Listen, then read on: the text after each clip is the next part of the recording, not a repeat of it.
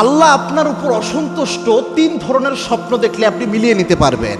এবং যে বান্দাদের উপর আল্লাহ নারাজ থাকে তারা প্রায় সময় তিন ধরনের স্বপ্ন তারা দেখে থাকে। এটা তাদের জন্য একটা ইঙ্গিত।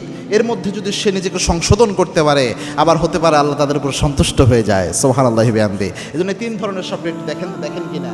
দেখেন, স্বপ্ন কিন্তু কোনো সিলি ম্যাটার নয়। Dream is not a silly matter in Islam. স্বপ্ন অনেক ভ্যালুয়েবল একটা জিনিস। এবং আল্লাহর হাবিব সাল্লাল্লাহু আলাইহি ওয়াসাল্লাম বলেছেন, নবুয়তের 46 ভাগের এক ভাগ হলো একটা সুন্দর এবং সত্য স্বপ্ন। এবং আল্লাহর হাবিব এটাও বলেছেন, লাম ইয়াবকা মিনান নবুওয়াতি ইল্লাল মুবাশশিরাত। বুখারীর বর্ণনা, আমার উম্মতের জন্য আল্লাহ নবুয়তের আর কিছু অবশিষ্ট রাখেন নাই, শুধুমাত্র মুবাশশিরাত ছাড়া। সাহাবায়ে কেরাম প্রশ্ন করেছেন, ইয়া রাসূলুল্লাহ, মুবাশশিরাত কি? আল্লাহর হাবিব বলেছেন, আর রুইয়া সলিহা। আমার উম্মতের জন্য আর তো কোনো নবী আসবে না। আমার উম্মতকে দিক নির্দেশনা দেওয়ার জন্য আল্লাহ অনেক সময় সুন্দর স্বপ্ন দেখাবে। সুবহানাল্লাহ। এজন্য স্বপ্ন আল্লাহ দেখায়, ভালো স্বপ্ন। আবার খারাপ স্বপ্ন শয়তানের পক্ষ থেকে আসে।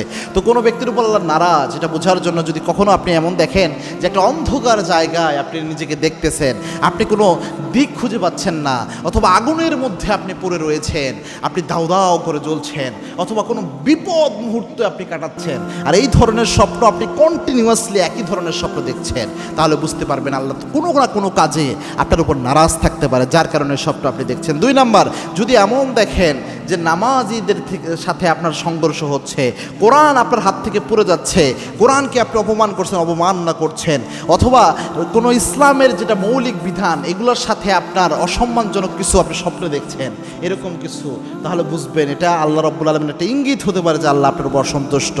আর যদি আপনি এমন দেখেন যে আপনি কোনো কাজ করতে চাচ্ছেন, বারবার চেষ্টা করতেছেন ভালো কাজ, কিন্তু আপনি বাধাপ্রাপ্ত হচ্ছেন, আপনি বারবার ওমরা হজ করার ইচ্ছা পোষণ করতেছেন, স্বপ্নের মধ্যেও বাধাপ্রাপ্ত হচ্ছেন, আপনি ওমরার দিকে যাচ্ছিলেন বাধা পাচ্ছেন, হজের দিকে যাচ্ছিলেন বাধা পাচ্ছেন, বুঝবেন আল্লাহ হয়তো কোনো কাজে আপনার উপর নারাজ থাকতে পারে, যার কারণে এরকম ইঙ্গিত দিচ্ছে।